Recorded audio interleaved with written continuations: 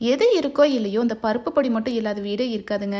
அவசரத்துக்கு இந்த பொடி தான் எப்போவுமே கை கொடுக்கும். ஏன் ஞாயிற்றுக்கிழமைன்னு கூட பார்க்காம நிறைய பேர் பருப்பு பொடி போட்டு சாப்பிட்றவங்களா இருப்பாங்க. அப்படி யாராச்சும் இந்த கமெண்ட்டில் சொல்லுங்கள். ஸோ இன்றைக்கி சூப்பரான பருப்பு பொடி ரெசிபி பார்க்கலாம். அதுக்கு ஒரு பேன் எடுத்துக்கோங்க. 1 கப் அளவுக்கு துவரம் பருப்பு பொன்னிறமாக வறுத்துக்கலாம்.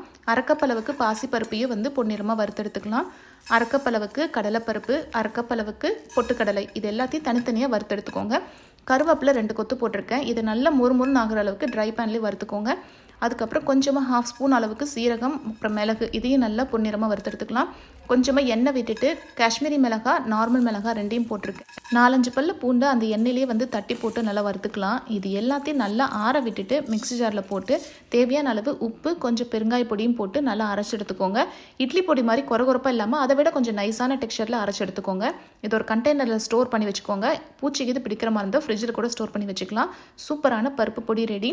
இது அப்படியே சுடு சாதத்தில் 1 ஸ்பூன் பருப்பு பொடி, கொஞ்சம் நெய் இல்லைன்னா நல்லெண்ணெய் போட்டு பிசைஞ்சு மட்டும் சாப்பிட்டு பாருங்கள். அவ்வளோ சூப்பராக இருக்கும். கண்டிப்பாக வீட்டில் ட்ரை பண்ணி பாருங்கள். பருப்பு பொடி லவர்ஸ்க்குலாம் இது ரொம்பவே ஒரு சூப்பரான ரெசிபியாக இருக்கும். வீட்லேயே நம்ம கைப்பட வறுத்து செய்யும் போது அதோட வாசமும் சரி, டேஸ்ட்டும் சரி ரொம்ப நல்லாயிருக்கும்.